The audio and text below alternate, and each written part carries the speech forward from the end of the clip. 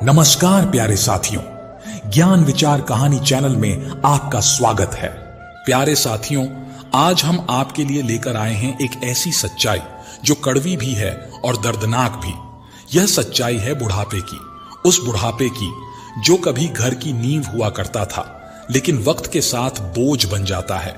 यह कहानी है रामकृष्ण नाम के एक ऐसे पिता की जिसने अपनी पूरी जिंदगी अपने परिवार को संवारने में गुजार दी, अपनी हर ख्वाहिश कुर्बान की ताकि उसके बच्चे खुश रह सकें।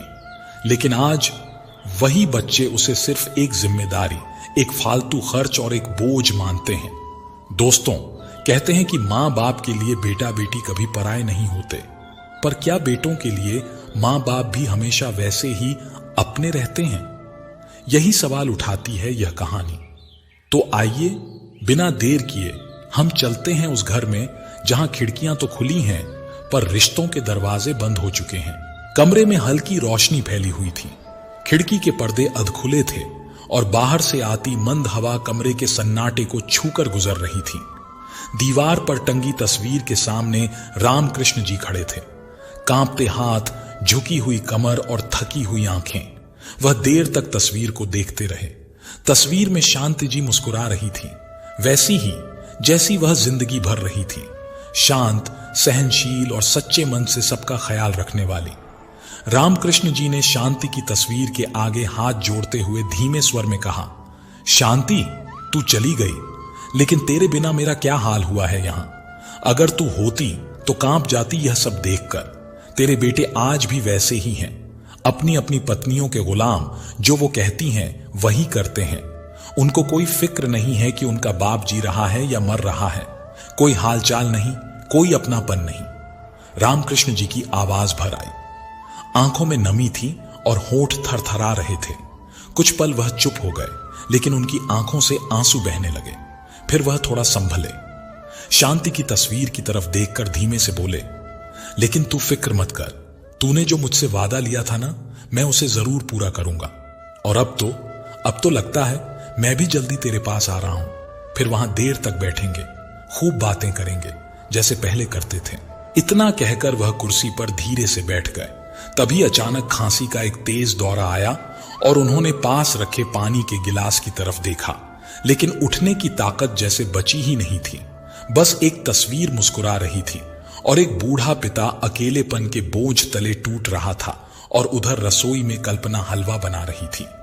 ड्राइंग रूम से अनुज, जो ऑफिस जाने के लिए तैयार हो रहा था, रसोई की तरफ झांक कर बोला, अरे कल्पना, आज पिताजी को सरकारी अस्पताल ले जाकर दवा दिला देना।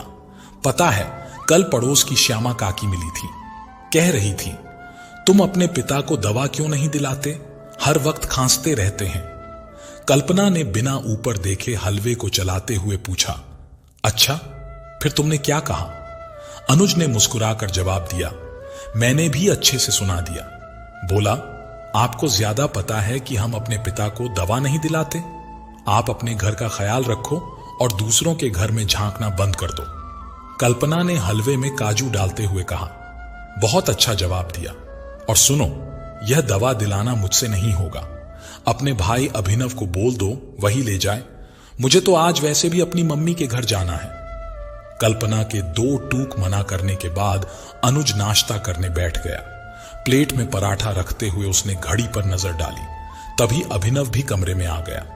टाई को ठीक से करते हुए बोला, भाभी, मुझे भी जल्दी से चाय दे दो, आज ऑफिस में मीटिंग है और अगर टाइम पर नहीं पहुंचा तो बॉस की बातें आज फिर से सुननी पड़ेंगी।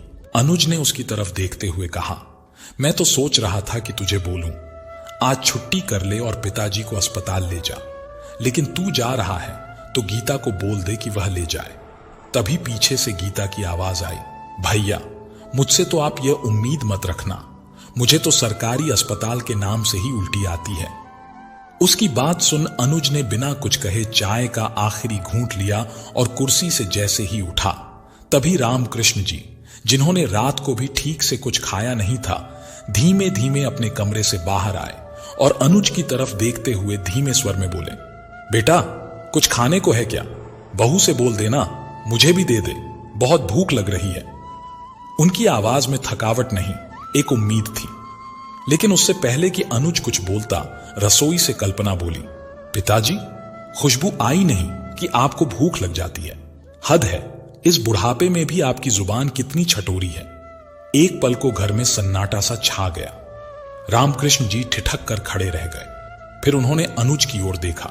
शायद बेटे से उम्मीद थी कि वह कुछ कहेगा, कुछ समझाएगा या बहू को टोकेगा। लेकिन अनुज ने अपनी बीवी की बात काटने की बजाय अपने ही पिता की तरफ देखकर कहा, पिताजी, आप अपनी उम्र का कुछ तो ख्याल कीजिए, और वैसे भी मेरे पास आपकी दवाइयों के लिए पैसे नहीं हैं।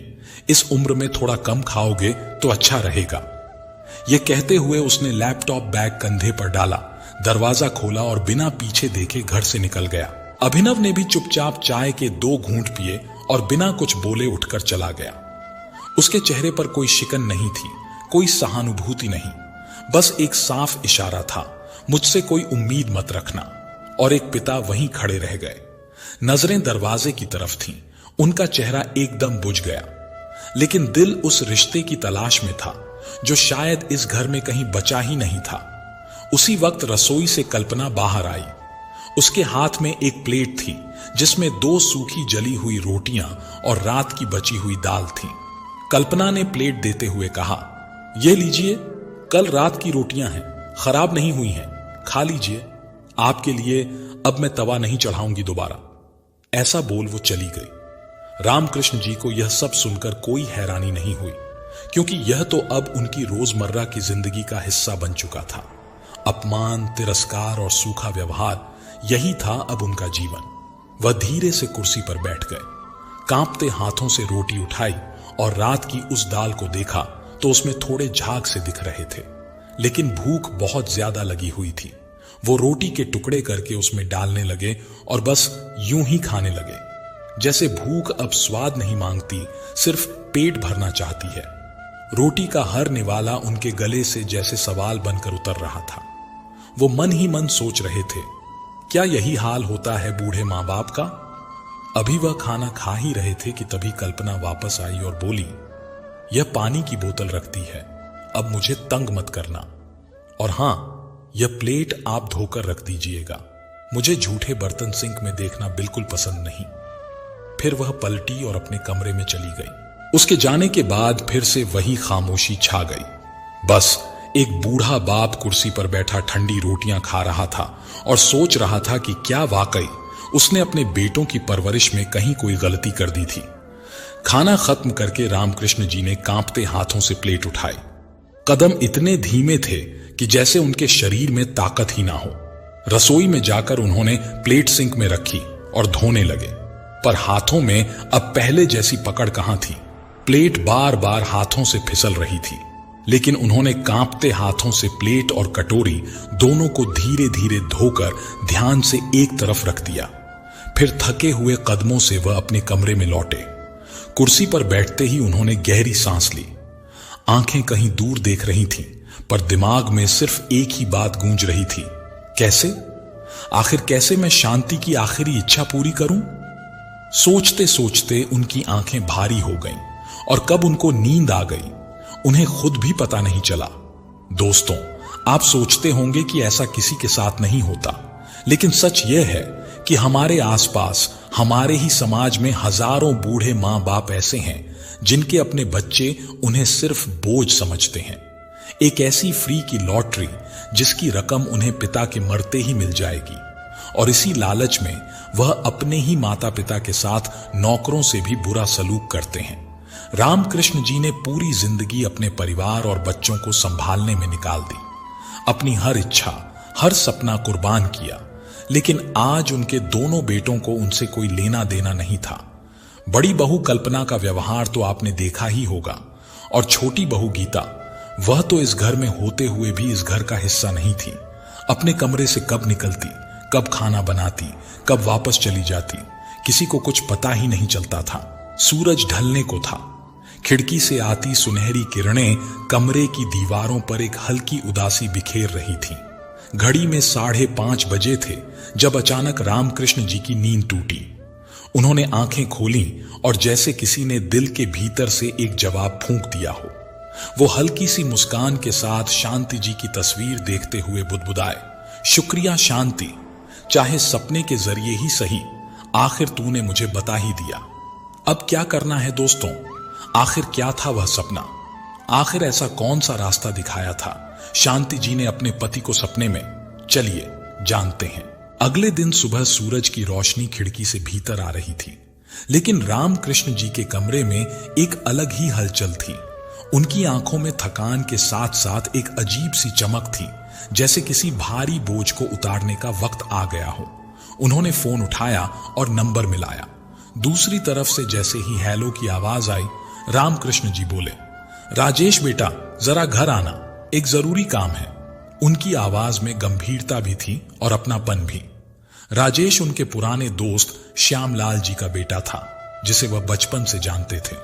रामकृष्ण जी ने बेला को पहले ही हिदायत दे दी थी, देख बेटा, मुझसे कोई मिलने आए तो सीधे मेरे कमरे में ले आना।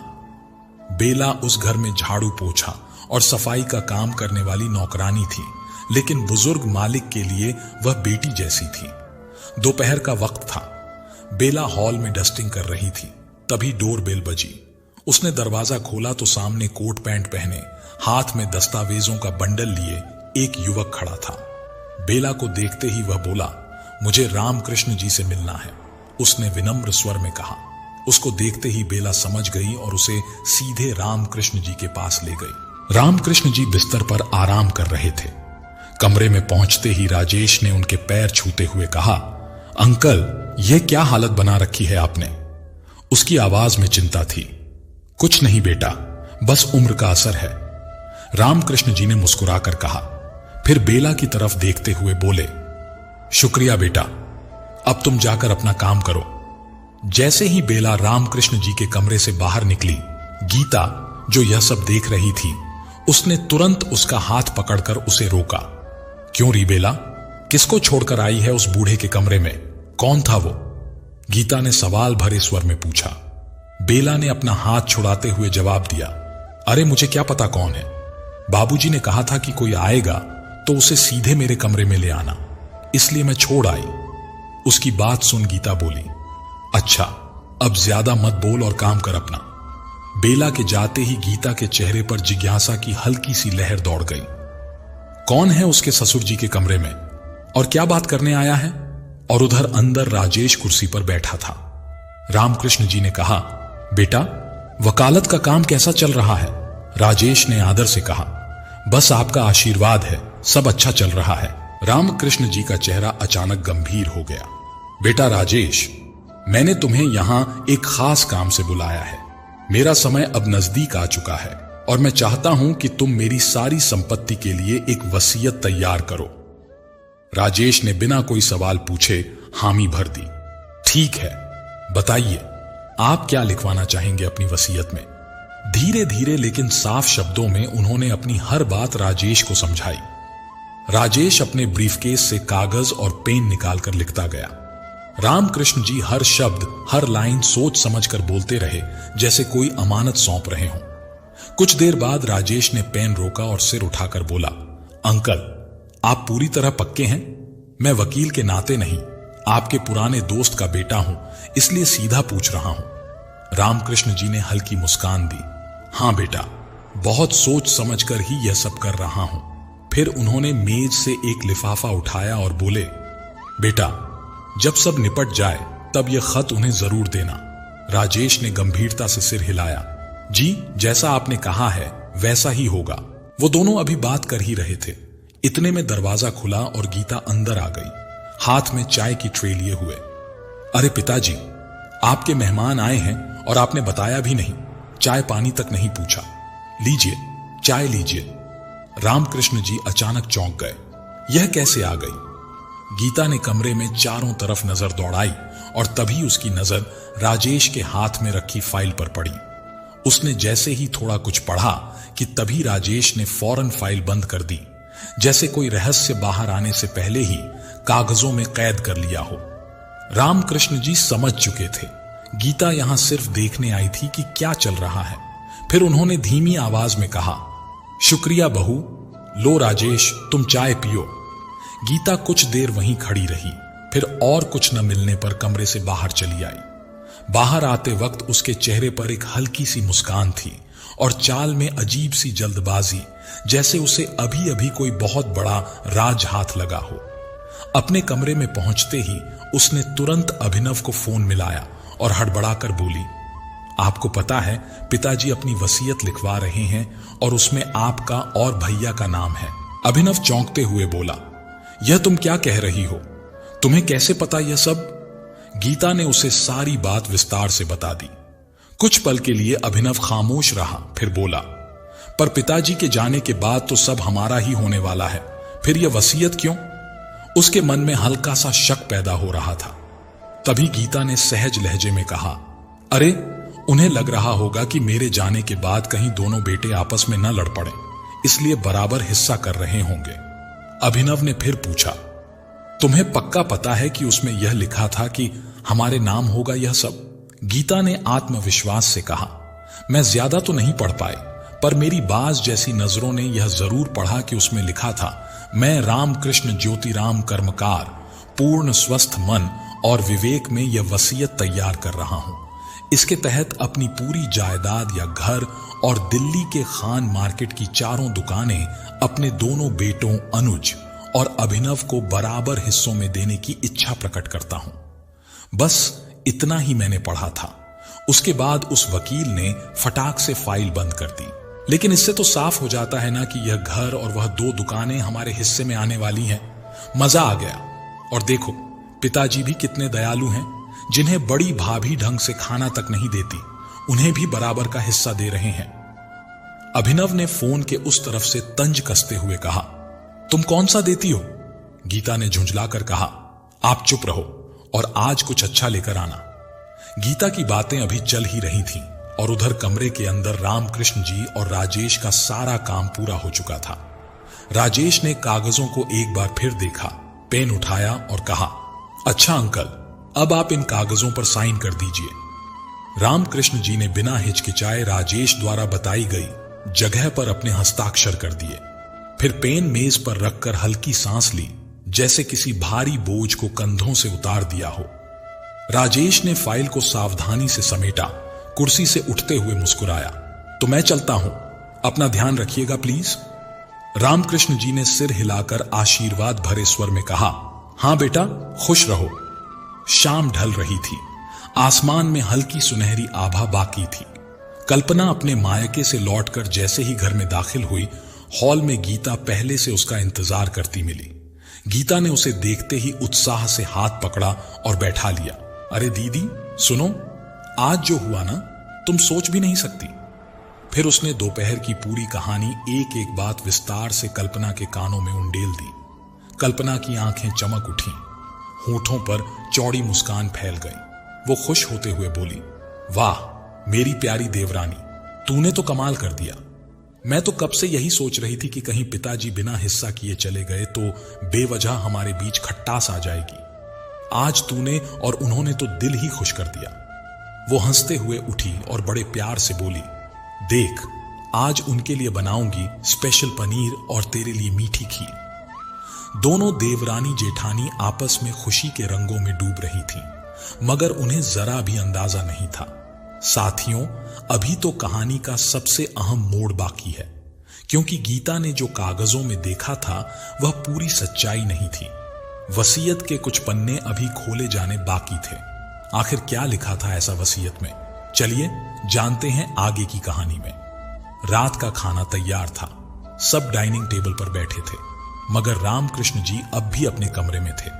अनुज ने बेमन से कहा, तुमने तो कहा था आज पिताजी के लिए स्पेशल खाना बनाने वाली हो, क्या हुआ? वो आए नहीं। कल्पना ने कोई जवाब नहीं दिया, बस चुपचाप कुर्सी से उठी और उनके कमरे की ओर बढ़ गई। दरवाजा हल्का सा खुला। अंदर जाते हुए बोली, पिताजी आइए, आज आपके लिए पनीर की सब्जी बनाई है। लेकिन बिस्तर पर लेटे रामकृष्ण जी की आंखें बंद थीं, शरीर ढीला, चेहरे पर एक अजीब सी शांति, जैसे किसी भारी बोझ से मुक्त हो गए हों। कल्पना ने पहले उन्हें हिलाने की कोशिश की, फिर घबराकर नाक के पास हाथ ले जाकर सांस टटोली। सांसें थम चुकी थीं, शरीर बर्फ की तरह ठंडा था। अगले ही पल उसकी चीख ने पूरे घर का सन्नाटा चीर दिया। अनुज, अभिनव, डाइनिंग टेबल पर बैठे गीता, अभिनव और अनुज चौंक कर दौड़ते हुए कमरे में पहुंचे। क्या हुआ कल्पना? अभिनव ने हाँफते हुए पूछा। कल्पना का स्वर अब धीमा था, पर उसमें गहरी सिहरन थी। पिताजी अब नहीं रहे। यह क्या कह रही हो? अनुज अविश्वास में खड़ा रह गया। अभिनव झुककर पिताजी की नब्ज और सांस टटोलने लगा, फिर बहुत धीमे से बोला, भैया भाभी सही कह रही हैं, पिताजी चले गए। उसके चेहरे पर हल्की उदासी थी, लेकिन अनुज के चेहरे पर कोई भाव नहीं था, जैसे इस खबर से उसे कोई असर ना हुआ हो। तभी गीता ने ठंडी मुस्कान के साथ तीर छोड़ा। वाह, आज ही वसीयत साइन की और आज ही। अभिनव ने घूर कर देखा तो वह चुप हो गई। तभी अनुज ने तुनक कर कहा, अब ऑफिस से छुट्टी लेनी पड़ेगी, सैलरी कटेगी, वह अलग और ऊपर से अब यह खर्चा। अभिनव ने पलटकर कहा, भैया कुछ तो शर्म कर लो। पिताजी तुम्हारे लिए इतनी बड़ी संपत्ति छोड़ गए हैं और तू ज्यादा मत बन। अनुज ने गुस्से में कहा, तूने कौन सा ख्याल रखा था उनका? हर बात पर मुंह बनाकर निकल जाता था। उन्होंने प्रॉपर्टी दी है क्योंकि यह हमारा हक है। कमरे में सन्नाटा छा गया। तभी कल्पना बोली, बस करो, अब पिताजी चले गए हैं तो हमें यह सब करना ही पड़ेगा। सबको खबर देनी होगी कि पिताजी नहीं रहे। और हां गीता, थोड़ी बहुत रोने धोने की एक्टिंग कर लेना और अपने कमरे में बैठी मत रहना। उस रात को ही रिश्तेदारों और जान पहचान वालों को सूचना दे दी गई और 10 दिन के भीतर सारे क्रियाकर्म पूरे कर अस्थियों का विसर्जन कर दिया गया। 11वां दिन रविवार का था। अनुज और अभिनव घर पर ही थे कि गीता बाहर से लौटी। उसके हाथों में बड़े बड़े बैग थे जिसमें खाने पीने का सामान भरा हुआ था। यह क्या है? अभिनव ने हैरानी से पूछा। अरे, इतनी करोड़ों की प्रॉपर्टी के मालिक बने हैं, पार्टी तो बनती है, गीता ने हंसते हुए कहा। अंदर से कल्पना भी आई। अच्छा किया तू जल्दी आ गई, किसी ने देखा तो नहीं, वरना बातें बनेंगी कि बाप को गुजरे 10 दिन भी नहीं हुए और यह लोग पार्टी कर रहे हैं। कल्पना की बात सुन गीता बोली, नहीं दीदी, किसी ने नहीं देखा। अब चलो हम चारों मिलकर खुशी मनाते हैं। सबने हामी भरी। म्यूजिक सिस्टम पर धीमे धीमे गाने बजने लगे। टेबल पर तरह तरह के पकवान सज गए। हंसी ठहाकों के बीच चारों अपने अपने गिलास में जाम भरने लगे। तभी दरवाजे की घंटी बजी। गीता ने पहले अंदर से झांक कर देखा तो वह चौंक गई और बोली, अरे सारा सामान छुपाओ जल्दी। फिर जाकर उसने दरवाजा खोला और चेहरे पर झूठी मायूसी के साथ बोली, अरे आप आइए, आइए अंदर। अनुज ने जल्दी से म्यूजिक बंद किया। कल्पना ने जल्दी जल्दी खाने पीने का सामान समेटा। दरवाजे से राजेश अंदर आया और धीरे से बोला, मुझे आपके पिताजी के बारे में पता चला, सोचा सारे काम निपट जाने के बाद आपसे मिलूं। अनुज ने अनजान बनते हुए कहा, जी बोलिए, किस काम से आए हैं? राजेश ने गहरी सांस लेकर कहा, यह आपके पिताजी की वसीयत है। उन्होंने जाने से पहले इसे बनवा लिया था ताकि उनकी संपत्ति को लेकर कोई उलझन ना रहे। चारों की आंखों में चमक आ गई, जैसे भूखे भेड़िए को अपना शिकार नजर आ गया हो। अभिनव ने कहा, आइए बैठिए। राजेश धीरे से सोफे पर बैठा और अपने बैग से कुछ दस्तावेज निकालकर टेबल पर रखते हुए बोला, यह है आपके पिताजी की वसीयत। रुकिए, मैं आपको पढ़कर सुनाता हूं। अनुज झट से बोला, नहीं कोई बात नहीं, हम देख लेंगे। पर राजेश बीच में ही बोला, मेरा इसे पढ़कर सुनाना बहुत जरूरी है, तभी आपको समझ आएगा कि आगे आपको क्या करना है। चारों ने एक दूसरे की ओर देखा। फिर अभिनव ने कहा, ठीक है, आप बताइए, हम सुन रहे हैं। राजेश ने वसीयत खोली और पढ़ने लगा, मैं रामकृष्ण ज्योतिराम कर्मकार पूर्ण स्वस्थ मन और विवेक में यह वसीयत तैयार कर रहा हूं। इसके तहत अपनी पूरी जायदाद, यह घर और दिल्ली के खान मार्केट की चारों दुकानें अपने दोनों बेटों अनुज और अभिनव को बराबर हिस्सों में देने की इच्छा प्रकट करता हूं। वहां तक सुनकर सबके चेहरे खिल उठे, लेकिन यह लेखन सुनते ही चारों की आंखें चौड़ी हो गईं। लेकिन मेरे दोनों बेटों को मेरी सारी संपत्ति हासिल करने के लिए कुछ शर्तों का पालन करना होगा। शर्त नंबर 1, मेरे दोनों बेटों में से कोई भी इस पुश्तैनी घर को बेच नहीं सकेगा। शर्त नंबर 2, घर और दुकानें तभी उनके पास रहेंगी जब वे दोनों अपनी मां की बरसी हर साल पूरे विधि विधान से करें और उसमें कम से कम 20 गांव वालों को भोजन कराएं। शर्त नंबर 3, यह सारी संपत्ति उनके नाम तभी होगी जब वे मेरे राजस्थान वाले दोस्त श्री मोहन स्वरूप जी की मंजूरी लेकर आए। मोहन स्वरूप जी के दस्तखत और मंजूरी के बाद ही यह सारी संपत्ति मेरे बेटों के नाम की जाएगी। अगर किसी भी तरह मेरे बेटे या बहुएं 2 महीने के अंदर मोहन स्वरूप जी की मंजूरी लाने में असफल रहते हैं तो मेरी यह सारी संपत्ति अनाथ बच्चों और वृद्धाश्रम के नाम कर दी जाएगी। यह सुनते ही अनुज भड़क उठा। यह क्या कह रहे हैं आप? अभिनव भी उठकर बोला, यह सच नहीं हो सकता। पिताजी हमारे साथ ऐसा नहीं करेंगे। अब अपने ही घर के लिए किसी और की इजाजत लेनी पड़ेगी। तभी कल्पना और गीता एक साथ बोली, हो सकता है आप झूठ बोल रहे हों और पिताजी ने ऐसी कोई वसीयत बनवाई ही ना हो। राजेश शांत स्वर में बोला, यह बिल्कुल सच है। आपके पिताजी ने सारे दस्तावेजों पर अपने हस्ताक्षर किए हैं। आप इसे किसी भी तरीके से नकार नहीं सकते। तभी गीता अचानक बोली, और अगर हम आपकी बात नहीं माने तो? उसकी बात सुन राजेश ने दृढ़ आवाज में कहा, तो आपको अगले 5 दिन में यह घर और सब कुछ छोड़कर जाना होगा। अपने पिता के नाम हुई किसी भी चीज का उपयोग आप नहीं कर पाएंगे। कल्पना अचानक सोफे पर गिर पड़ी और सिर पर हाथ रखकर रोने लगी। हे भगवान, यह कैसे दिन आ गए? क्या सोचा था और क्या हो गया? चारों बेटा बहू स्तब्ध थे।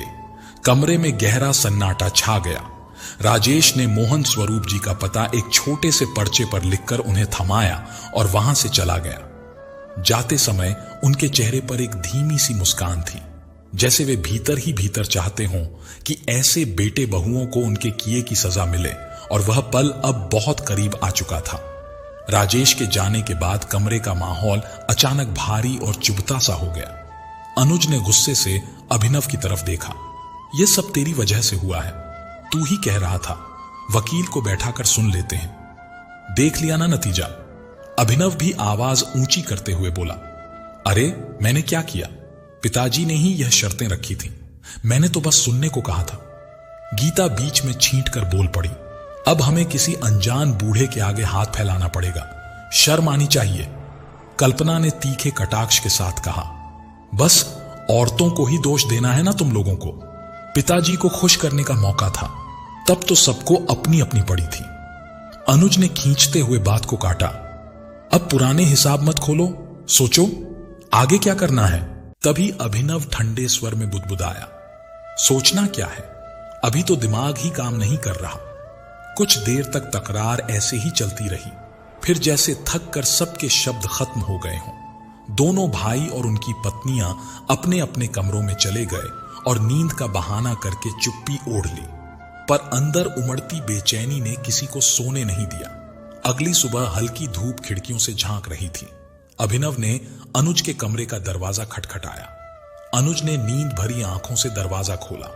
अभिनव गंभीर और ठोस आवाज में बोला, भैया अब और कोई रास्ता नहीं बचा। हमें उस मोहन स्वरूप के पास जाना ही होगा और हर हाल में अपनी प्रॉपर्टी वापस लानी होगी। अनुज ने गहरी सांस ली और सिर हिलाते हुए कहा, हां, मैं और कल्पना भी पूरी रात यही सोचते रहे। तू और गीता तैयार होकर हॉल में मिल, हम भी आ रहे हैं। कुछ ही देर में चारों हॉल में आ पहुंचे। बिना किसी और बात के उन्होंने बैग पैक किया और वे निकल पड़े। मोहन स्वरूप जी राजस्थान के छोटे से गांव सुजानगढ़ में रहते थे। करीब 7-8 घंटे का लंबा सफर तय करने के बाद जगह जगह लोगों से रास्ता पूछते हुए वे आखिरकार मोहन स्वरूप जी के घर के सामने पहुंच गए। अनुज ने गहरी सांस ली, मानो एक बड़ा पड़ाव पार कर लिया हो। दरवाजा खुलते ही सामने एक लंबा चौड़ा ठोस कदकाठी वाला आदमी खड़ा था। उम्र लगभग 60-65 साल। सफेद कुर्ता पायजामा, घनी काली सफेद मूछें और चेहरे पर सख्ती का गाढ़ा रंग। वह चुपचाप उन्हें ऊपर से नीचे तक देखता रहा, फिर भारी गूंजदार आवाज में बोला, आओ, मैं तुम्हारा ही इंतजार कर रहा था। अनुज और अभिनव एक पल के लिए जैसे ठिठक गए। कल्पना ने हल्का सा झुककर अनुज के कान में फुसफुसाया, देखो जी, ज्यादा टाइम मत लो, इसको पैसों का लालच देकर मंजूरी ले लेते हैं। लेकिन इससे पहले कि अनुज कुछ कह पाता, मोहन स्वरूप जी की आवाज पूरे कमरे में गूंज गई। आज से तुम सब अगले 25 दिन यहीं रहोगे। मेरे तरीके से रहना होगा, मेरे बताए हिसाब से खाना पीना होगा और जो मैं कहूंगा वही करना होगा। अगर मेरी एक भी बात टालने की कोशिश की तो अपनी प्रॉपर्टी से हाथ धो बैठोगे। और याद रहे, मुझे पैसों के लालच से नहीं खरीदा जा सकता। तुम्हारे पिता रामकृष्ण जी मेरे बहुत अच्छे दोस्त थे और उनकी आखिरी इच्छा मैं हर हाल में पूरी करूंगा। कुछ पल तक मोहन स्वरूप जी उन्हें ऊपर से नीचे तक देखते रहे, फिर ठंडे स्वर में बोले, तुम लोगों के लिए कमरे तैयार हैं। थक गए होगे, जाओ आराम करो। रात के खाने के लिए ठीक 8 बजे नीचे आना, वरना खाना नहीं मिलेगा। उनके लहजे में ऐसी सख्ती थी कि चारों के चेहरे पर हैरानी, नाराजगी और असहजता साफ झलकने लगी। कमरे में पहुंचते ही कल्पना और गीता अपने गुस्से पर काबू ना रख सकी। कल्पना ने बिफरते हुए कहा, यह कहां फंसे हैं हम? तुम्हारे पिताजी ने मरने के बाद भी चैन नहीं लेने दिया। गीता भी झुंझलाकर बोली, और यह बूढ़ा मोहन स्वरूप ना जाने खुद को क्या समझता है, चेहरे से ही इतना गुस्सैल लगता है। और तभी अनुज भी बुदबुदाया, क्या तमीज है यह, जैसे हम मेहमान नहीं कैदी हों। अनुज सिर झुकाए उनकी बातें सुनता रहा, फिर थकी हुई आवाज में कहा, अभी बहुत थकान है, तुम तीनों परेशान मत करो, सोने दो। और हां, 8 बजे नीचे चलना, वरना खाना नहीं मिलेगा। लेकिन साथियों, किसी को यह अंदाजा भी नहीं था कि आने वाले 25 दिनों में आखिर क्या होने वाला है। अब कुछ ऐसा होने वाला था जो उनकी सोच से कहीं परे था। रात के 8 बज चुके थे। अनुज, अभिनव और उनकी पत्नियां धीरे धीरे नीचे उतरी। रसोई में मोहन स्वरूप जी अकेले ही खाना बना रहे थे।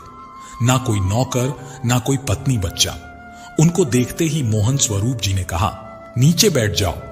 गीता ने मुंह सिकोड़ते हुए जवाब दिया, नीचे क्यों? यहां डाइनिंग टेबल नहीं है क्या? मैं सोफे पर बैठकर खाऊंगी। सबकी नजरें अचानक उसकी तरफ घूम गईं। माहौल में अजीब सी खामोशी छा गई। तभी मोहन स्वरूप जी ने ठंडे स्वर में कहा, यहां नीचे बैठकर ही खाते हैं। घर में कोई सोफा वोफा नहीं है, और होता भी तो तुम्हें कहीं और खाने की इजाजत नहीं है। अगर दिक्कत है तो अभी अपने घर जा सकती हो। कल्पना ने तुरंत बीच में बोलते हुए कहा, नहीं नहीं, हमें कोई दिक्कत नहीं, हम यहीं बैठ जाते हैं। सब नीचे बैठ गए। थोड़ी देर में मोहन स्वरूप जी ने खाने की थालियां परोसी।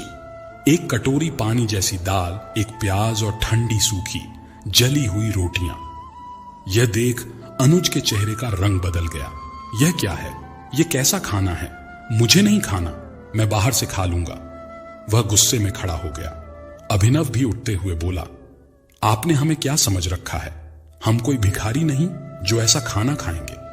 मोहन स्वरूप जी बिना घबराए अपनी जगह बैठे रहे और आराम से अपना खाना खाते रहे।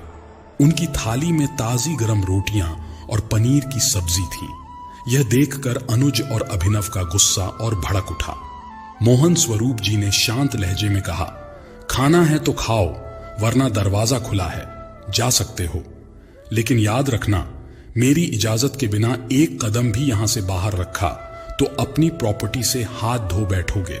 गीता चिल्लाई, अरे पर आप देखिए तो सही, यह दाल से ज्यादा पानी है और ऐसी बासी रोटी कोई कैसे खा सकता है? मोहन स्वरूप जी ने बिना उसकी तरफ देखे कहा, खाते हैं लोग, जीते भी हैं। मेरा एक दोस्त था दिल्ली में, बेचारा बड़ा बदनसीब था। 2 बेटे और बहुएं होने के बावजूद दिन में एक बार भी ढंग का खाना नसीब नहीं होता था उसको। वह थोड़ी देर चुप रहे, फिर बोले, अब तुम लोग या तो खाओ या सो जाओ, लेकिन सुबह ठीक 7 बजे सब नीचे आ जाना, वरना धक्के मारकर निकाल दूंगा। अनुज का गुस्सा अब 7वें आसमान पर था। वह बिना कुछ कहे ऊपर चला गया। अभिनव, गीता और कल्पना भी जाने ही वाले थे कि पीछे से मोहन स्वरूप जी की आवाज आई, 1 मिनट, यह जो खाना रखा है, अगर नहीं खाना तो बाहर कुत्तों को खिलाओ और प्लेट गिलास अच्छे से धोकर रखना, मैं सोने जा रहा हूं। अंदर ही अंदर दांत पीसते हुए अभिनव ने खाना एक थैली में भरा और बाहर चला गया। उधर गीता रसोई में बर्तन धोते हुए बोली, जेठानी जी, लगता है यह हमें इतनी आसानी से हमारा हक नहीं देगा। मुझे तो इतनी भूख लगी है। और वह बूढ़ा सारा पनीर अकेले खा गया। कल्पना ने उसे दिलासा दिया, तू चिंता मत कर, कोई ना कोई हल जरूर निकलेगा, पर आज तो भूखे ही सोना पड़ेगा। खाना डाल आया हूं, अब ऊपर जा रहा हूं। भैया का मूड खराब है तो कोशिश करना ऊपर अपनी चिक चिक बंद रखना। कुछ देर बाद गीता और कल्पना भी सारा काम निपटाकर ऊपर चली गईं। रात गहरी हो रही थी। जैसे ही कल्पना और गीता कमरे में दाखिल हुईं, अनुज का गुस्सा फट पड़ा। वह चिल्लाकर बोला, यह सब तुम्हारी गलती है। अगर तुमने पिताजी को ठीक से खाना दिया होता या उनका ध्यान रखा होता तो हमारे साथ आज यह सब नहीं हो रहा होता। पूरे दिन से हमने कुछ भी ढंग से नहीं खाया और अब रात को भी। कल्पना भी नाटकीय अंदाज में बोली, वाह वाह, सारी बुराई का ठीकरा मेरे सिर पर फोड़ दिया। अरे, खुद कभी अपने पिताजी की इज्जत की थी क्या? अगर कभी उनकी तबीयत का ध्यान रख लिया होता तो यह दिन देखना नहीं पड़ता। आए बड़े मुझ समझाने वाले। गीता और अभिनव उन्हें देख रहे थे, मगर ज्यादा कुछ कहने की हिम्मत नहीं जुटा पाए। अभिनव धीरे से बोला, भैया, अभी इन सब पर झगड़ने से कुछ फायदा नहीं है। हमें सो जाना चाहिए। सुबह 7 बजे तैयार होकर नीचे पहुंचना है। पता नहीं कल कौन सा नया पहाड़ टूटेगा हमारे सिर पर। अनुज ने सहमति जताई और चुपचाप जाकर सो गया। कल्पना भी मुंह टेढ़ा करते हुए गीता के साथ बिस्तर पर जाकर लेट गई। अभिनव और गीता दोनों ने लंबी सांस ली, फिर चादर ओढ़कर सो गए। अगली सुबह का सूरज उग चुका था। चारों ठीक 7 बजे नीचे उतरकर आ रहे थे। मोहन स्वरूप जी पहले से ही कुर्सी पर बैठे थे। उन्हें आते देख वे बोले, क्या बात है, एकदम समय पर तैयार हो चारों। काश इतने आज्ञाकारी पहले होते तो यह दिन देखना नहीं पड़ता। चारों की नजरें शर्म से झुक गईं। मोहन स्वरूप जी ने कहा, खैर, सीधा काम की बात करते हैं। तुम्हें पता है, मेरी मंजूरी के बिना तुम्हारे पिता की जमीन जायदाद तुम्हें नहीं मिलेगी और मैं तुम्हें मंजूरी दूंगा। लेकिन उससे पहले तुम्हें 2 काम पूरे करने होंगे जो मैं दूंगा। अगर तुमने यह काम बिना चोरी और हेर फेर के पूरे कर दिए तो मैं तुम्हें तुम्हारी प्रॉपर्टी खुशी खुशी दे दूंगा। लेकिन अगर मुझे जरा सा भी शक हुआ कि तुमने किसी तरह बेईमानी की या मुझसे पूछे बिना कुछ और करने की कोशिश की तो समझ लो, पूरी प्रॉपर्टी ट्रस्ट के नाम हो जाएगी। अनुज और अभिनव हैरानी से बोले, लेकिन सारी प्रॉपर्टी पर हमारा तो अलग अलग हिस्सा है। तभी मोहन स्वरूप जी बीच में ही बोल पड़े, हिस्सा चाहे अलग हो, भाई तो एक ही होना। तुम दोनों में से या तुम्हारी पत्नियों में से कोई एक भी फेल हुआ तो किसी को उसका हिस्सा नहीं मिलेगा। समझे कि नहीं? चारों के चेहरों से पसीना बहने लगा। उनके भीतर की अंतरात्मा चिल्ला रही थी, लेकिन उनके सामने और कोई चारा नहीं था सिवाय मोहन स्वरूप जी की हर बात का पालन करने के। इतने में मोहन स्वरूप जी ने गंभीर स्वर में कहा, तो इसी के साथ तुम्हारा पहला इम्तिहान अब शुरू होता है। मोहन स्वरूप जी ने गला खंखारते हुए कहा, यहां से करीब 10 किलोमीटर दूर एक वृद्धाश्रम है, देवकी आश्रम। मैंने वहां तुम्हारे आने की सूचना दे दी है। आज से लेकर 13 तारीख तक यानी पूरे 21 दिन तुम वहीं काम करोगे। बुजुर्ग माता पिता की सेवा करोगे, उनका ख्याल रखोगे, उन्हें नहलाना धुलाना खाना खिलाना सब करोगे बिना किसी शिकायत और काम चोरी के।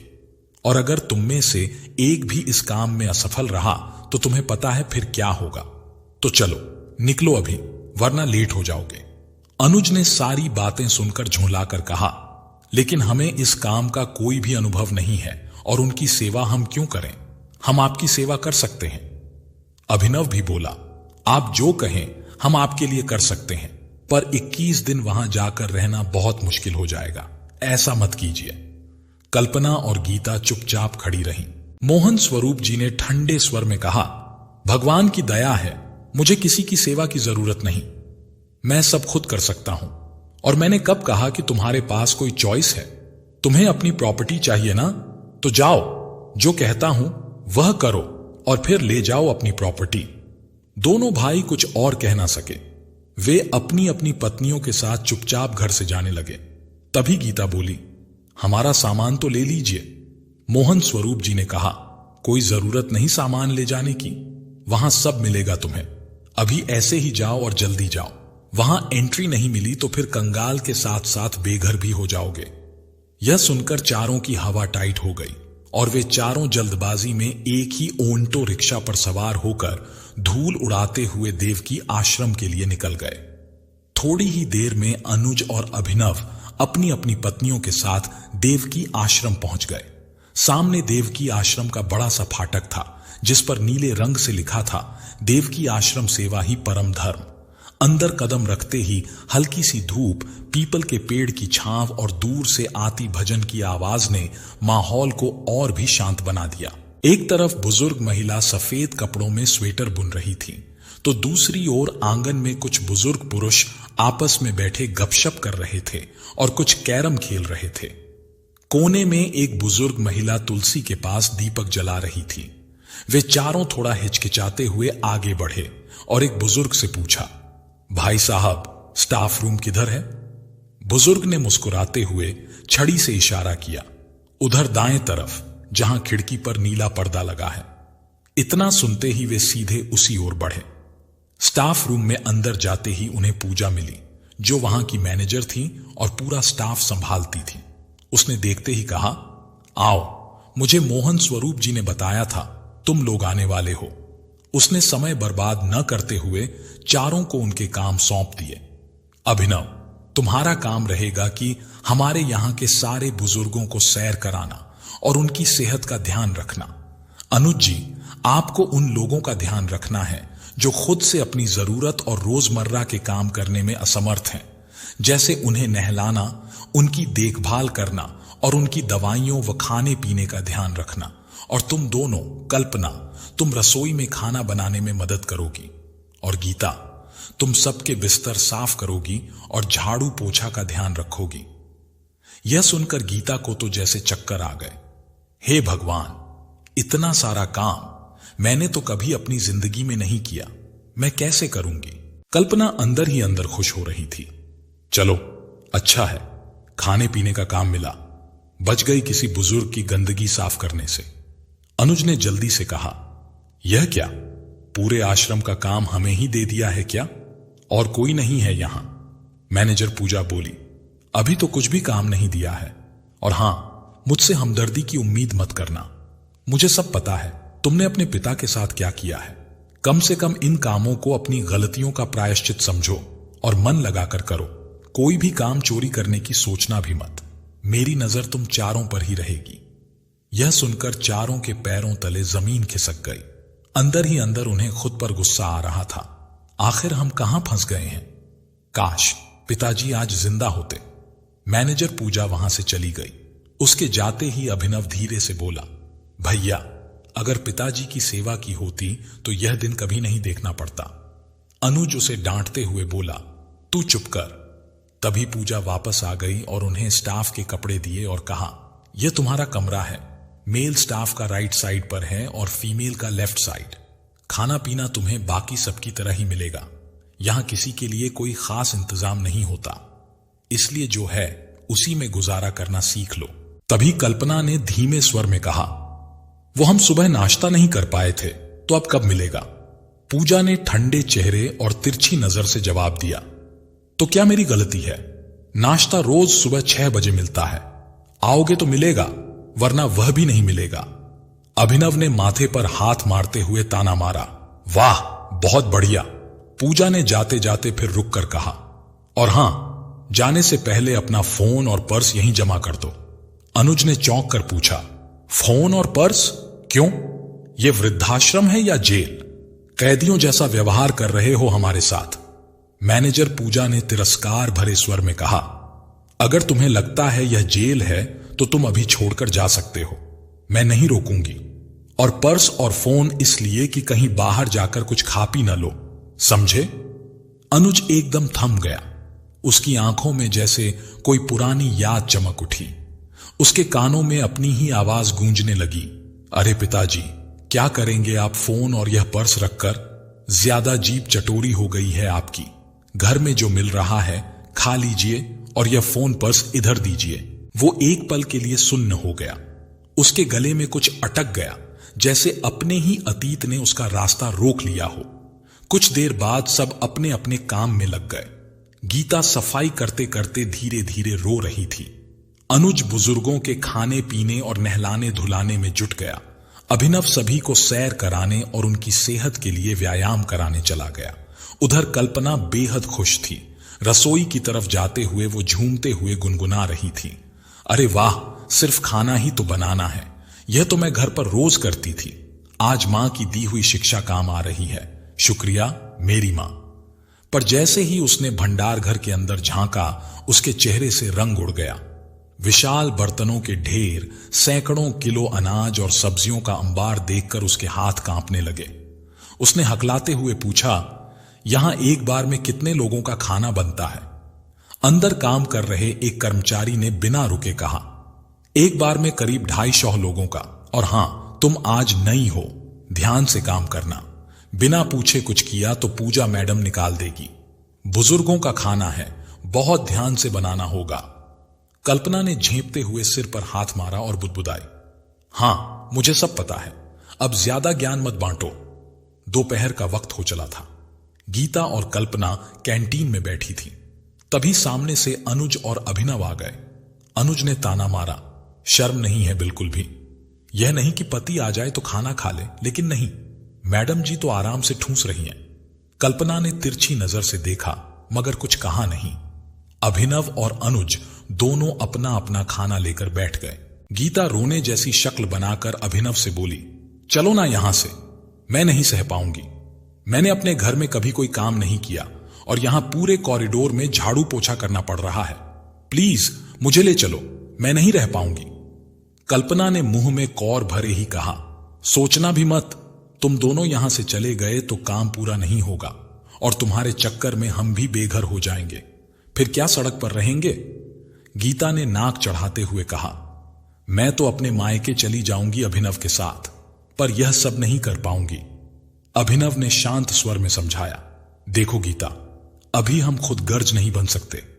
यह हमारी जिंदगी का सवाल है और पूरी जिंदगी मैं तुम्हारे मायके में नहीं बिता सकता। गीता मुंह फुलाकर चुप हो गई। अनुज ने थकान भरे स्वर में कहा, आधा दिन बिताना मुश्किल हो गया है यहां, पता नहीं 21 दिन कैसे कटेंगे। अभिनव ने जवाब दिया, भैया कम से कम खाना तो अच्छा मिल रहा है, उसका शुक्र मानकर काम कर लेते हैं और फिलहाल के लिए चुपचाप खाना खा लेते हैं। दोनों भाइयों ने फिर ऐसे खाना शुरू किया जैसे पता नहीं कितने दिन से भूखे हो। थोड़ी देर बाद चारों अपने अपने काम पर निकल पड़े। पहला दिन जैसे तैसे कट गया। पूरे दिन की भाग दौड़ से सब इतने थके हुए थे कि बिस्तर पर जाते ही सो गए। धीरे धीरे दिन अपनी रफ्तार से गुजरने लगे। सुबह से शाम तक काम और रात को थक कर नींद, बस यही दिनचर्या बन गई। देखते ही देखते पूरे 10 दिन बीत गए। फिर एक दिन सुबह 7 बजे अभिनव की आंख खुली। वो चौंक कर उठा और देखा अनुज भी सो रहा है। कमरे में एक भी कर्मचारी नहीं था। उसने झटपट अनुज को जगाया, भैया उठो, 7 बज गए। अनुज भी झटके से उठा, अरे जल्दी चलो वरना खाना नहीं मिलेगा। दोनों दौड़ते हुए कैंटीन पहुंचे तो देखा लोग अभी भी खा रहे थे। उन्होंने चुपचाप प्लेट उठाई और काउंटर पर नाश्ता लेने पहुंचे। लेकिन चीजें इतनी आसान नहीं थीं। काउंटर पर खड़े कर्मचारी ने उन्हें देखते ही पास के स्टाफ को इशारा किया। जैसे ही अभिनव और अनुज आगे बढ़े, काउंटर बंद कर दिया गया। कर्मचारी ने ठंडे स्वर में कहा, सॉरी, समय खत्म हो चुका है, अब दोपहर को खाना मिलेगा। अनुज भड़क कर बोला, ऐसा क्यों? बाकी सब तो खा रहे हैं। कर्मचारी ने गुस्से से कहा, बाकी सब समय से आकर खाना ले चुके हैं, अब जाइए अपना काम कीजिए। अनुज कुछ और बोलने ही वाला था कि अभिनव ने रोक दिया, छोड़िए भैया, चलिए। दोनों खाली पेट ही अपने अपने काम पर लौट गए। उधर गीता आज फिर रोते रोते पोछा लगा रही थी। तभी बिस्तर पर बैठी एक बुजुर्ग महिला ने कहा, अरे अरे, वहां साफ नहीं किया तूने, और इधर देख यहां भी कितनी गंदगी है, एक काम भी ठीक से नहीं होता तुमसे। गीता तिरछी नजरों से देखती हुई ठंडी आवाज में बोली, अम्मा मजे ले रही हो मेरे, लो मेरे ही बुरे कर्मों की सजा है जो यहां आकर यह सब करना पड़ रहा है। आज पिताजी को एक वक्त का खाना दे दिया होता तो मैं इस पागल खाने में नहीं होती। और कहते कहते वह रोने लगी। बुजुर्ग महिला ने धीरे से कहा, मैं तेरा मजाक क्यों उड़ाऊंगी बेटी, तू तो बहुत अच्छा काम कर रही है, मैं तो बस अपनी बहू की एक्टिंग कर रही थी। देखना चाह रही थी कि कैसा लगता है। वह भी मुझसे सफाई कराते वक्त ऐसे ही करती थी। गीता अचानक चुप रह गई। अम्मा, आपसे सफाई? आप तो बहुत कमजोर हैं, चलना फिरना भी मुश्किल है आपके लिए। महिला ने एक लंबी सांस लेते हुए कहा, अरे मैं हमेशा ऐसी थोड़ी थी। जब मेरे बेटे की शादी हुई थी तो सबसे ज्यादा मैं ही नाची थी। लेकिन फिर वह एक पल को चुप हो गई और रुककर धीमी आवाज में बोली, फिर मेरी बहू आई तो जैसे उसी के गुणगान गाने लगे सब। मां को तो जैसे घर में पड़ा कचरा समझ लिया। धीरे धीरे मेरा बेटा भी मुझसे दूर हो गया और मैं घर की मालकिन से नौकरानी कब बन गई मुझे पता ही नहीं चला। मेरी बहू तो कमरे से बाहर ही नहीं निकलती थी। जब निकलती थी तो बस मुझसे पोछा लगवाने के लिए। धीरे धीरे इन बूढ़ी हड्डियों में पोछा लगाने की भी ताकत नहीं रही। बस फिर फेंक दिया मुझे बीच सड़क पर। गीता की आंखें नम हो चुकी थीं।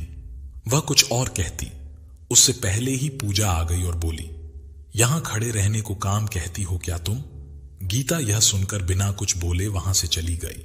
वहीं दूसरी तरफ अभिनव एक बुजुर्ग व्यक्ति को व्हील चेयर पर बैठाकर बगीचे में टहलवा रहा था।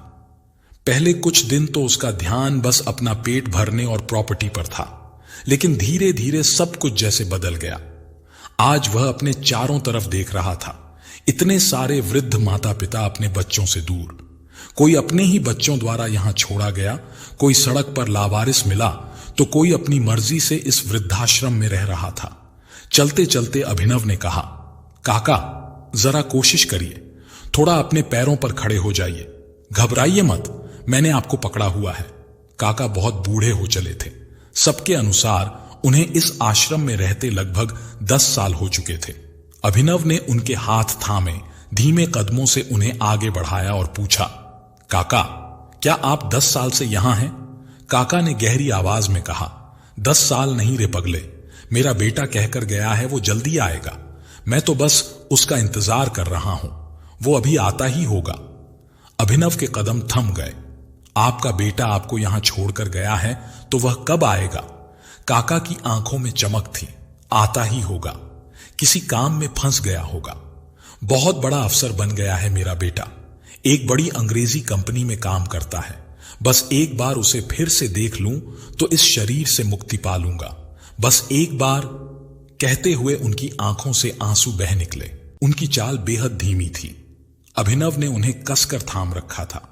उनका शरीर इतना कमजोर था कि कभी भी प्राण छोड़ सकता था, लेकिन बेटे को देखने की एक आखिरी उम्मीद उन्हें अब तक जिंदा रखे हुए थी। अभिनव ने उन्हें फिर से उनकी कुर्सी पर बिठाया, कमरे में ले जाकर बिस्तर पर सुलाया। फिर एक कर्मचारी से पूछा, अरे तुम तो कह रहे थे काका को यहां 10 साल हो गए, लेकिन वह तो कह रहे हैं कि बेटा अभी छोड़कर गया है। कर्मचारी ने लंबी सांस लेते हुए कहा, अभिनव भाई, काका को लगता है अभी 2015 चल रहा है। इनका बेटा 2015 में इनको यहां छोड़कर गया था, फिर कभी लौटा ही नहीं।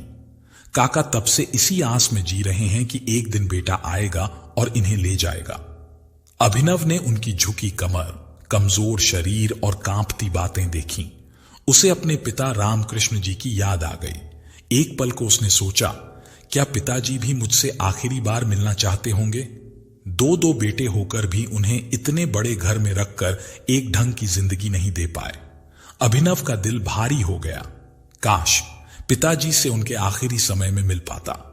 अनुज और कल्पना के साथ ऐसा कुछ खास नहीं हुआ जो उन्हें याद रह जाए। वे बस अपना अपना काम कर रहे थे ताकि उन्हें उनका हिस्सा मिल सके। वहीं गीता और अभिनव रात को सो नहीं पा रहे थे। बार बार उनके दिमाग में वही बातें घूम रही थीं। पिताजी का चेहरा, उनके अकेलेपन की वह तस्वीरें और उनका चुपचाप सह लेना। थोड़ी देर बाद अभिनव स्लीपिंग क्वार्टर से बाहर निकला तो उसने देखा गीता भी बाहर ही खड़ी है। तुम यहां क्या कर रही हो? अभिनव ने पूछा। गीता ने हल्की सी नजर झुकाकर कहा, कुछ नहीं, बस नींद नहीं आ रही थी, चलो बाहर गार्डन में टहल लेते हैं। दोनों धीरे धीरे गार्डन की ओर चल पड़े। ठंडी रात की हवा उनके चेहरों को छू रही थी, मगर उनके दिलों में एक भारीपन था।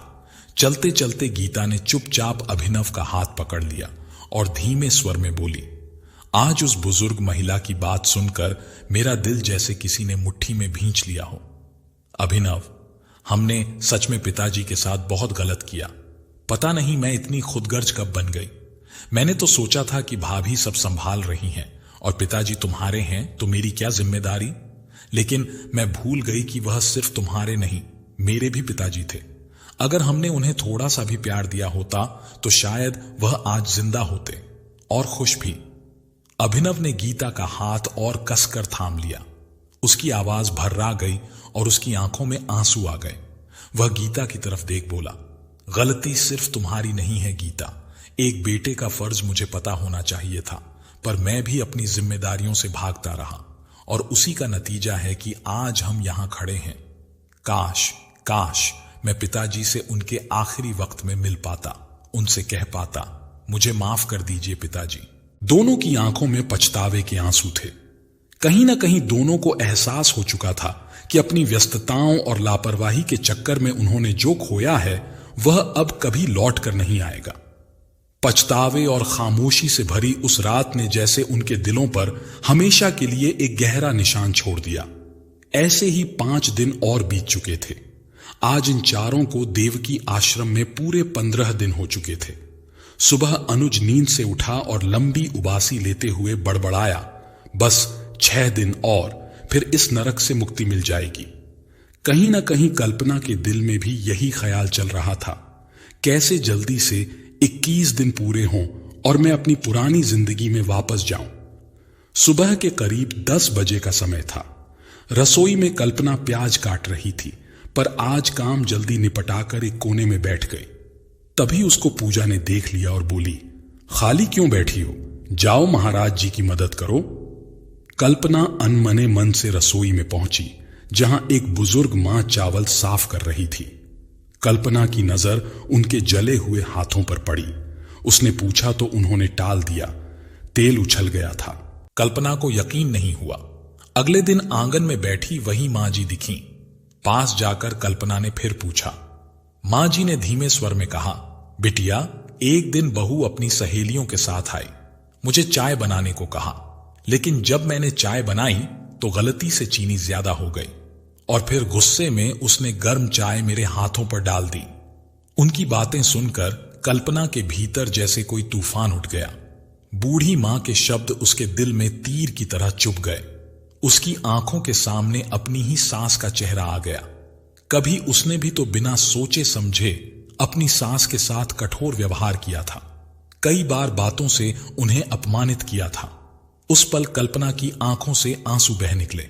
मां जी, कभी कभी हम अपने गुस्से और अहंकार में भूल जाते हैं कि सामने वाले के दिल पर क्या बीत रही है। उधर देवकी आश्रम के स्नान घर में आज अनुज की ड्यूटी थी। सामने एक दुबले पतले बुजुर्ग बाबा खड़े थे। उनके हाथ कांप रहे थे और वे मुश्किल से दीवार का सहारा लेकर खड़े थे। अनुज ने कहा, बाबा हाथ ऊपर कीजिए, मैं आपके कपड़े उतार देता हूं। बाबा ने धीमे स्वर में जवाब दिया, बेटा, मैं अपने आप हाथ ऊपर नहीं कर सकता, ज्यादा देर खड़ा भी नहीं रह पाता। जैसे ही उसने बाबा के कंधों को सहारा दिया, उसके जहन में अचानक अतीत की एक पुरानी तस्वीर उभर आई। वह ठंडी सी सर्दियों की सुबह थी। धूप आंगन में हल्की हल्की उतर रही थी और उसके पिताजी रामकृष्ण जी चौखट पर बैठे थे, आंखों में झिझक, चेहरे पर हल्की थकान। उन्होंने धीमे से कहा, बेटा, काफी दिनों से नहाया नहीं हूं, शरीर से बदबू आने लगी है। आज रविवार है, तेरी छुट्टी है, क्या तू मुझे नहला देगा? अनुज अखबार के पन्ने पलटते पलटते रुक गया। एक पल अपने पिता की ओर देखा, फिर भौं चढ़ाकर बोला, आपको शर्म आनी चाहिए। इस उम्र में भी मुझसे यह कह रहे हैं, खुद नहा लीजिए, मुझे ऐसे काम के लिए टाइम नहीं है। शब्दों का नुकीलापन रामकृष्ण जी के दिल को चीर गया, लेकिन उन्होंने बस हल्की सी मुस्कान ओढ़ ली, मानो कुछ हुआ ही ना हो। उनकी आंखों में गहराता दर्द, जिसे देखने की फुर्सत अनुज को उस वक्त नहीं थी। धीरे धीरे वे बाथरूम की ओर बढ़े, पर थकान और कमजोरी से ठीक से खड़े भी न रह पाए। अचानक पैर फिसला और वे जमीन पर गिर पड़े। गिरने की वजह से उनकी तबीयत बिगड़ती चली गई। जब अनुज अतीत की गहराइयों से लौटा तो उसकी आंखों से आंसू रुकने का नाम नहीं ले रहे थे। वह मन ही मन सोच रहा था, काश उस दिन मैंने पिताजी को अपने हाथों से नहला दिया होता तो उनकी तबीयत खराब ना होती और आज वो हमारे साथ होते। आज पूरे 21 दिन हो चुके थे। पूजा ने अनुज, अभिनव और उनकी पत्नियों को अपने केबिन में बुलाया। जब वे वहां पहुंचे तो उनके सामने उनके फोन, वॉलेट और कपड़े रखे हुए थे। पूजा ने हल्की मुस्कान के साथ कहा, इस आश्रम में तुम्हारा सफर यहीं खत्म होता है। तुम सब ने अच्छा काम किया। आगे के सफर के लिए बेस्ट ओन ऑफ लक। अनुज और कल्पना के चेहरों पर राहत की मुस्कान थी। बस 4 दिन और फिर हम अपने घर लौट पाएंगे। लेकिन अभिनव और गीता कुछ बदले बदले लग रहे थे, मानो उन्हें यहां से जाने का अफसोस हो या फिर कुछ खो देने का डर। थोड़ी ही देर बाद चारों मोहन स्वरूप जी के घर की ओर निकल पड़े। करीब 30 मिनट में वे उनके दरवाजे पर थे। अंदर आते ही उन्होंने देखा मोहन स्वरूप जी आंगन में कुर्सी पर बैठे थे। सामने मेज पर कागज पत्र रखे थे, जैसे वे इन्हीं का इंतजार कर रहे हों। आओ, मैं तुम्हारा ही इंतजार कर रहा था, उन्होंने कहा। तुम चारों ने अपना पहला काम सफलतापूर्वक पूरा कर लिया है। मुझे कोई शिकायत नहीं है।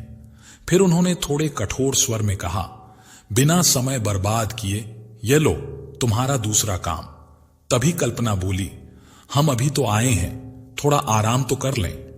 मोहन स्वरूप जी ने बीच में ही टोकते हुए कहा, अगर मैंने साइन नहीं किया तो सड़क पर आराम ही आराम करने को मिलेगा। ज्यादा चुपचापड़ मत करो। उन्होंने 4 पन्ने और 4 पेन उनकी ओर बढ़ाते हुए कहा, यह है तुम्हारा दूसरा और आखिरी काम। तुम्हारे पास सिर्फ 2 दिन हैं। इन 2 दिनों में तुम्हें यह पन्ना भरकर लाना है।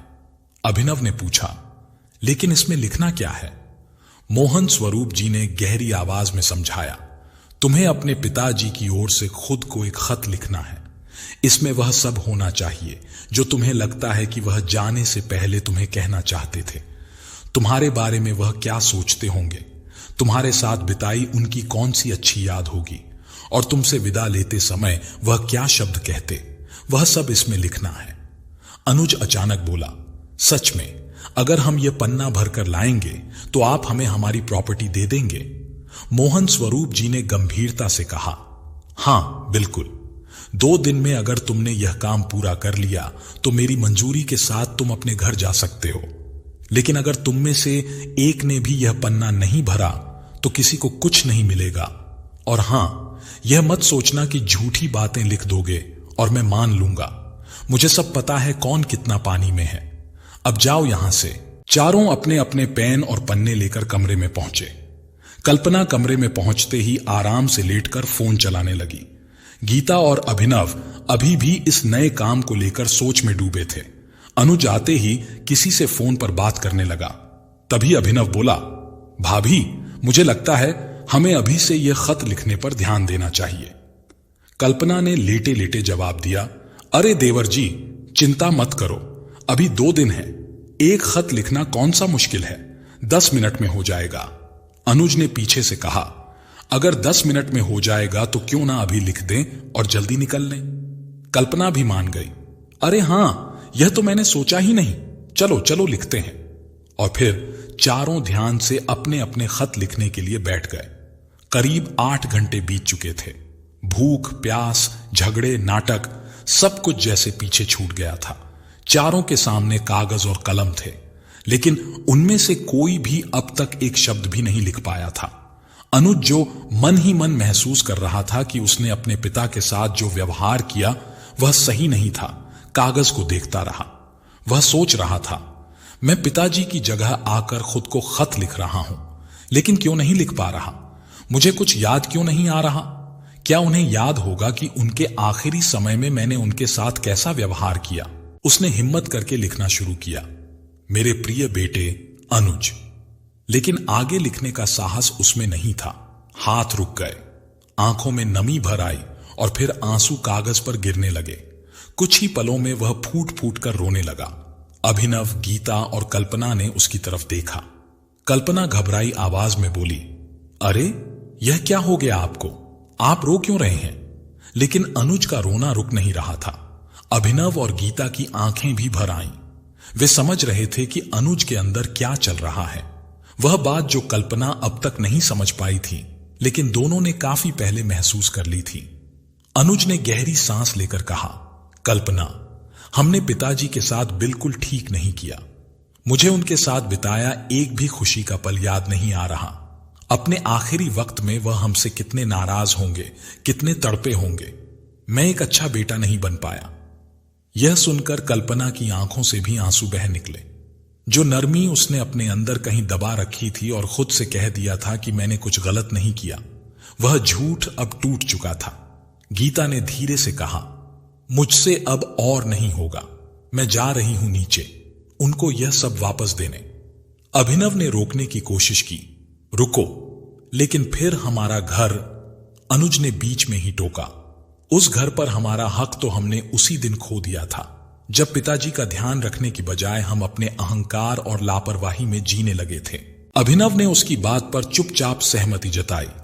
अनुज ने कहा, चलते हैं नीचे, अब समय आ गया है कि हम अपनी गलतियों की सजा भुगतें। कल्पना ने भी हामी भर दी। चारों सीढ़ियां उतरकर आंगन में पहुंचे। मोहन स्वरूप जी पहले से वहीं बैठे थे। क्या हुआ, खत पूरा हो गया? दोपहर का खाना खाने भी नहीं आए तुम लोग? अनुज आगे बढ़ा और सारे पन्ने उनके हाथ में थमा दिए। अब और नहीं हो पाएगा। पिताजी के पास हमें याद करने के लिए सिर्फ बुरी यादें ही छोड़ दी थी हमने। हम अपनी जिंदगी में इतने व्यस्त हो गए कि भूल गए आज जो सुख सुविधा हमें मिली है उसके जिम्मेदार वही हैं। उन्होंने पूरी उम्र मेहनत करके दौलत शोहरत कमाकर हम पर लुटाई, क्योंकि वह हमसे प्यार करते थे। बदले में उन्हें भी तो बस हमारा प्यार चाहिए था, लेकिन हमने उन्हें दर्द के अलावा कुछ नहीं दिया। गीता और कल्पना की आंखों में भी पछतावे के आंसू थे। अब उन्हें समझ आ चुका था, मां बाप को बस हमारा साथ और सहारा चाहिए होता है, जो उनकी उम्र ढलने पर उनके लिए सबसे बड़ा सहारा होता है। अनुज ने आगे कहा, हमें माफ कर दीजिए, हम एक भी पन्ना नहीं भर पाए। अब आप हमारा घर और दुकानें ट्रस्ट को दे सकते हैं। हम जा रहे हैं। आपने हमारे लिए जो भी किया उसके लिए बहुत बहुत धन्यवाद। आप ना होते तो हम आज भी उसी झूठे घमंड में जी रहे होते। चारों मोहन स्वरूप जी के सामने हाथ जोड़कर माफी मांगते हैं और भारी कदमों से घर से बाहर जाने लगते हैं। तभी पीछे से एक गंभीर ठहरी हुई आवाज गूंजती है, रुको। सब ठिठक कर मुड़ते हैं। मोहन स्वरूप जी धीरे धीरे आगे बढ़ते हैं और कहते हैं, पता नहीं तुम में यह गुण कहां से आ गए, पर इतना जरूर जान लो कि तुम्हारे पिताजी तुम दोनों जैसे बिल्कुल नहीं थे। उन्होंने अपने बुजुर्गों का कभी अपमान नहीं किया, उन्हें कभी किसी चीज की कमी नहीं होने दी। उनका दिल बहुत बड़ा और बहुत नरम था। तुम्हारे पिताजी जानते थे कि एक दिन उनके बेटों को अपनी गलती का एहसास जरूर होगा। फिर मोहन स्वरूप जी अपनी जेब से एक दस्तावेज निकालते हैं, उस पर अपने हस्ताक्षर करके मेज पर रख देते हैं और बोलते हैं, लो मेरी मंजूरी, अब तुम्हें तुम्हारा घर और दुकानें मिल जाएंगी। मैंने तुमसे जो भी करवाया वह कोई बदला लेने की परीक्षा नहीं थी। इसका असली मकसद था तुम्हें तुम्हारी गलतियों का एहसास दिलाना, क्योंकि जैसे तुम बर्ताव कर रहे थे अपने पिता के साथ, वैसे ही तुम्हारे बच्चे भी आगे चलकर तुम्हारे साथ और दूसरों के साथ करेंगे। कम से कम अपने बच्चों को यह सीख दो कि वह बड़ों का आदर करें। बेहिसाब लाड प्यार बच्चों को बिगाड़ देता है। और हां, यह भी याद रखना, तुम्हारे पिताजी ने तुमसे कभी नफरत नहीं की थी। वह तो बस जाते जाते तुम्हें एक सीख दे गए। अपनी आखिरी सांस तक उन्होंने तुमसे सिर्फ प्यार ही किया, उन्हें तुमसे कोई शिकायत नहीं थी। इतना सुनते ही अभिनव और अनुज जैसे टूट कर बिखर जाते हैं। उनकी आंखों में आंसू बहने लगते हैं। कल्पना और गीता भी फूट फूट कर रो पड़ती हैं। अब उनके पास वह सब था जिसके लिए वह पिछले 22 दिनों से भागदौड़ कर रहे थे, पर साथ ही उन्हें एक ऐसी सच्चाई का तमाचा भी मिला था जिसके सामने अब घर और जमीन जायदाद का कोई मतलब नहीं रह गया था। उनके पास अपने पिताजी से कहने के लिए इस बार बहुत कुछ था, पर सुनने के लिए पिताजी अब इस दुनिया में नहीं थे। उस दिन उनके सामने सब कुछ होते हुए भी उनके पास सिर्फ पछतावा और एक ना भरने वाला दर्द रह गया था।